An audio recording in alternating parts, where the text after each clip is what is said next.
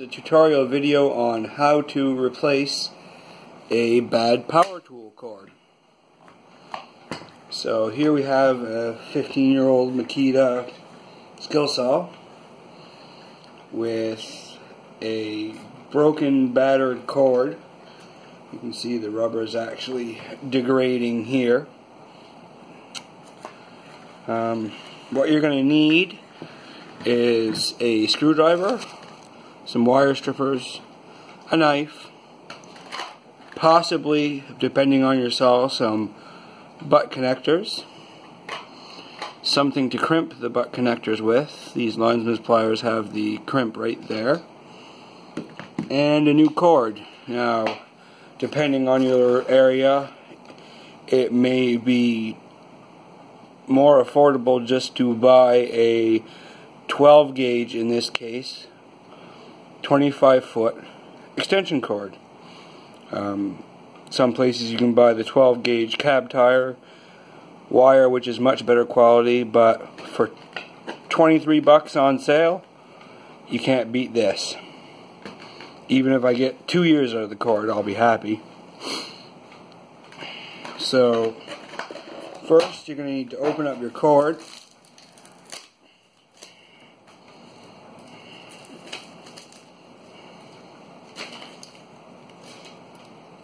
Make sure that the actual wire is going to fit in the strain relief on the machine. So it looks like this one's going to have room to squeeze it in. You're going to want to take the female end of the cord, and I'm going to keep about a foot of it just for a future project. But you're going to want to cut it off. Then grab your knife and carefully strip back. Oh, we're going to go about 4.5 inches for right now. I don't work with extension cord every day, so just take your time, get a slit started, and then just work your way without scarring the wires inside to the end.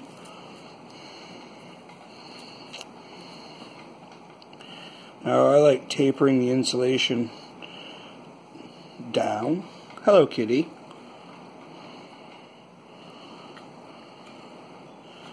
So like I say, just taper the insulation down on the end, so you get something that's got a nice taper to it. That's going to help us slide inside the cord relief, or a strain relief I should say. So for now, I'm just going to set this aside.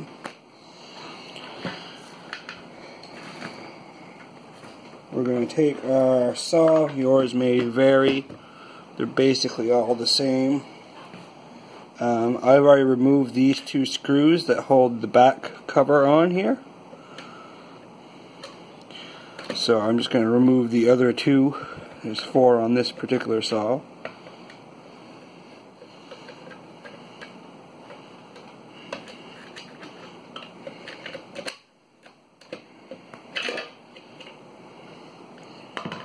There.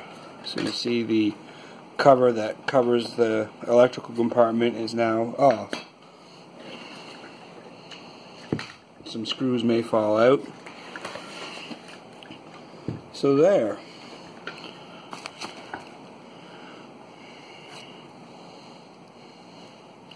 So you'll see the actual stock cord is a quite small gauge.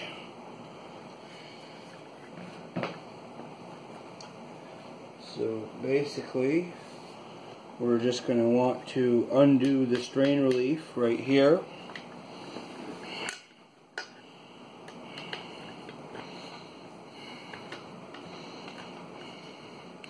Sorry, I'm filming this with my phone from the top of a pile of laminate flooring.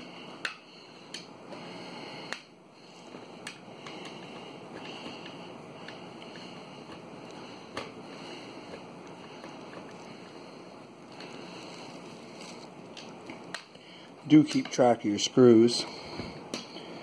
So basically, oh wow, look at this. On this saw here, we actually have a terminal block. I didn't know Makita did that. So this is going to make this job extremely easy. For this particular saw, we don't need these, and we're not going to need these. So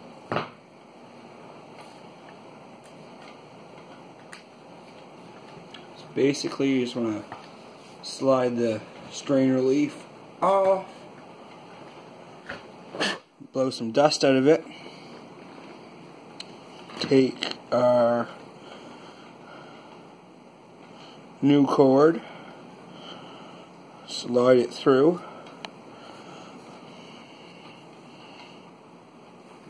if this gives you a little bit of trouble, you can sometimes use a little bit of dish soap.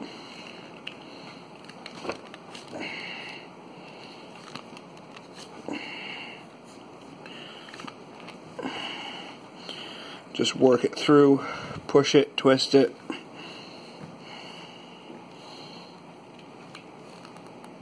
Just give me a moment here.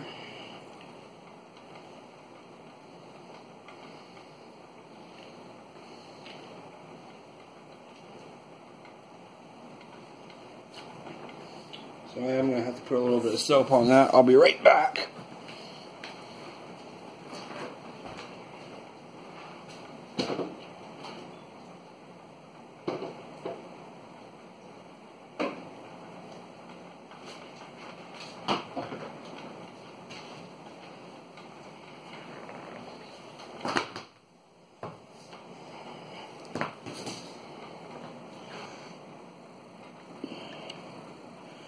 So now I wet it with a little bit of dish soap. Slide this through.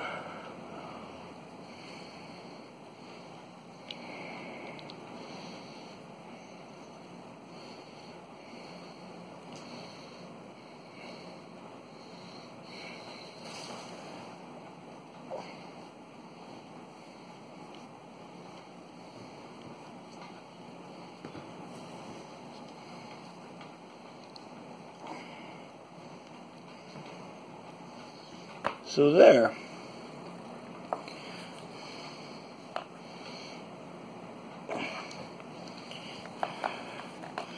Wipe off any excess soap.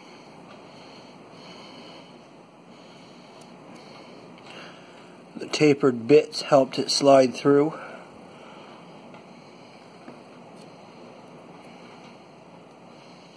Now those can stay like that.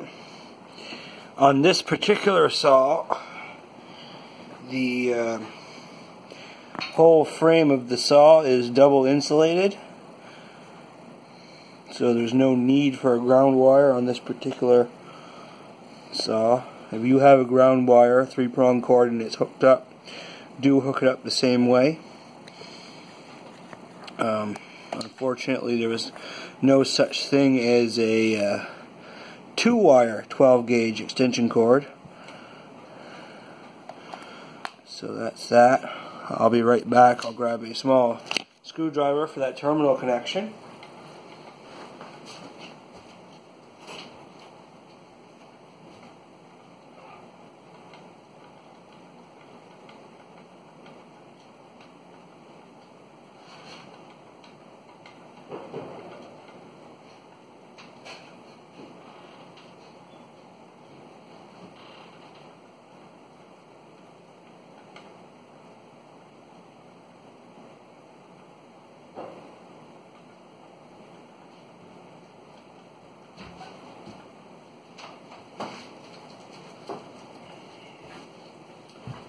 There.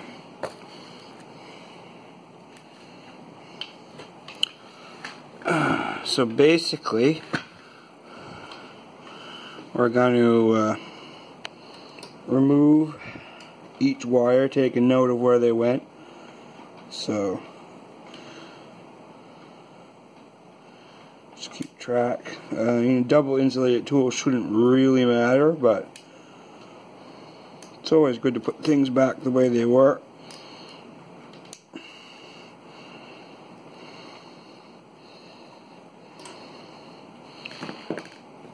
So basically, you're going to want to make the new match the old.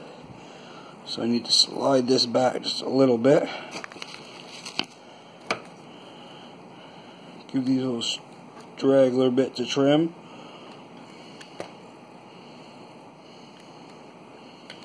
And then you're going to want to cut off about, probably we'll leave ourselves a little bit more just to make it easier to work on.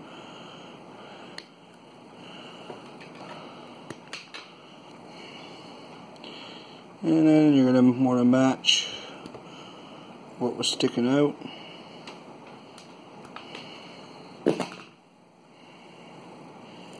Give these a little twist.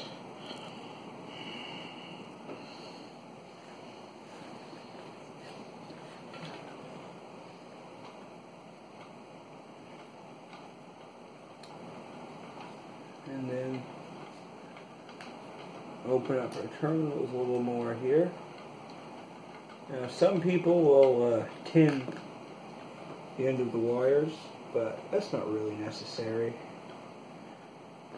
Actually, I'm going to chop these off again, believe it or not.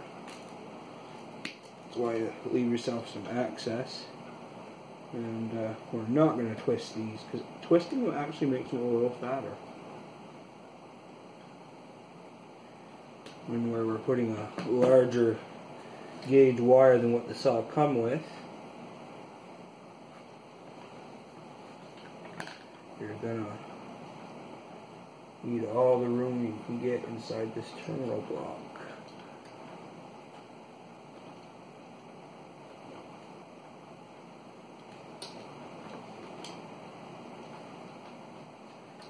They sure don't give you much wire to work with. So you're going to want to push that in all the way that it bottoms out. They're nice and snug. Give it a little tug, make sure it ain't going to go nowhere. While you're in here, look for any signs of overheating around the switch or any of the terminals. Everything looks fine in this one. Now I'm not twisting, I'm just straightening out. Open this connector here all the way.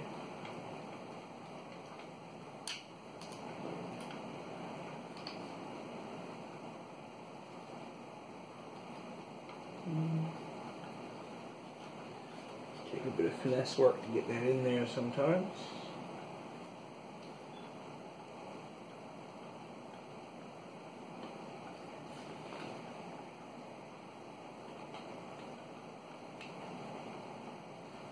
There. We're now in the other end of the terminal.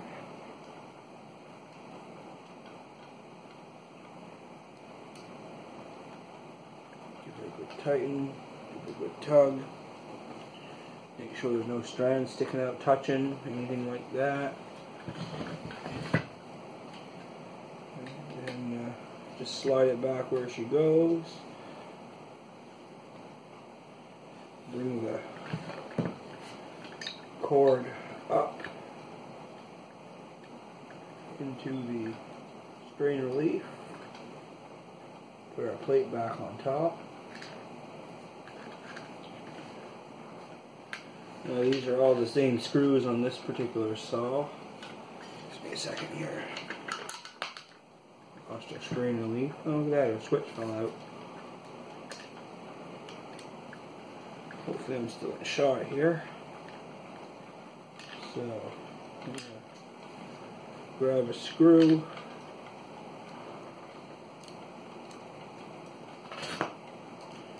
Put this back on.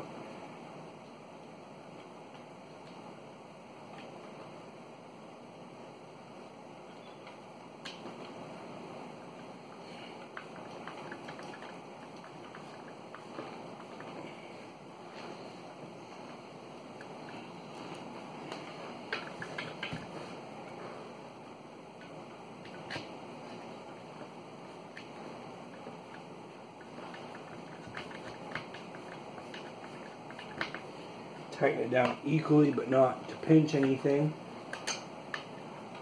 You don't have to bottom out all the way, where this is a bit of a thicker cord. Make sure everything's nice and seated. And then tuck everything back in where it goes. Get our cover. Terminal block has jumped out of its little spot. Wait a second.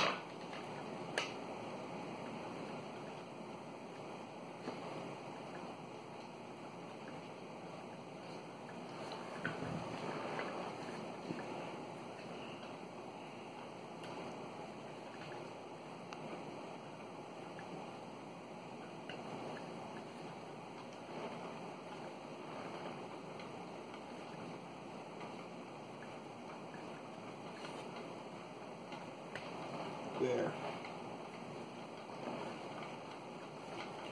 Not much room in these saws for all the wires. Let me see.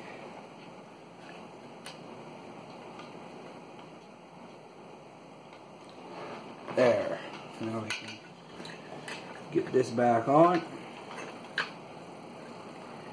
Be careful to tuck everything in. Nothing gets pinched off and cut. You don't want to cut off a wire and make yourself more work. Now hold the saw together.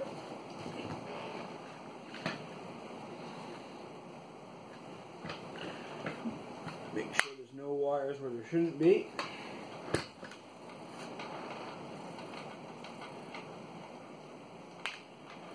Drop all the screws back in.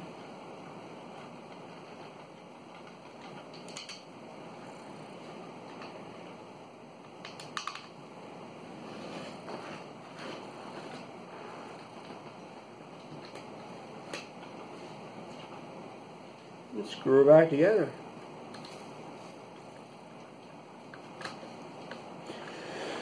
It's cold and flu season here. What do you do?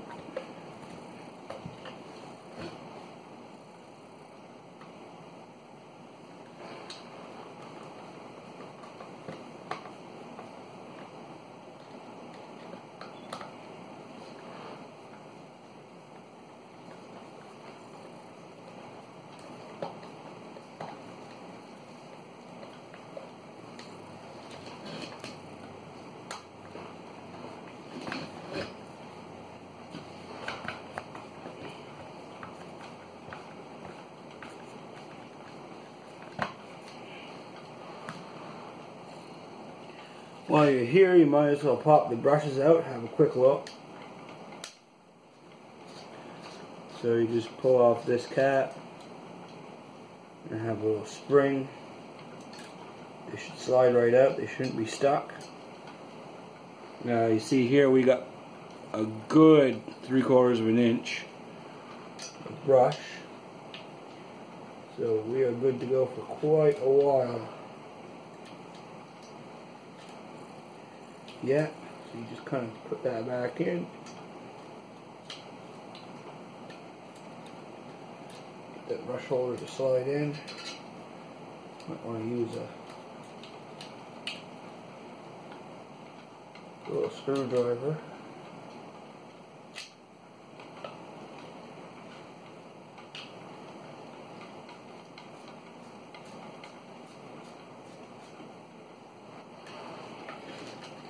Have a look at the other one.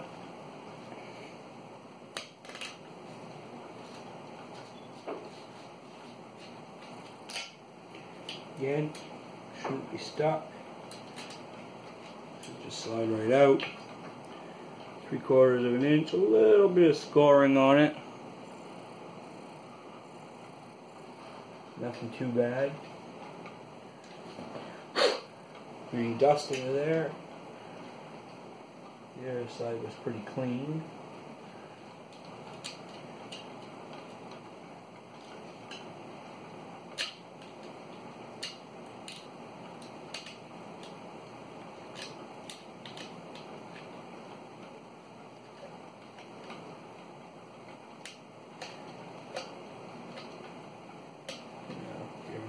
it up. And that's that. New cord. See here. Let's give her a test.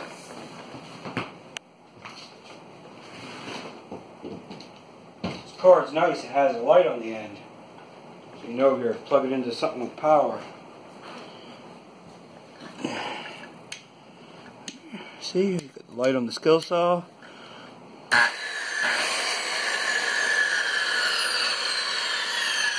There you go. Good sturdy cord. You can hang the saw by it if you have to. Not the highest quality of rubber on the cord, but for 23 bucks, can't go wrong.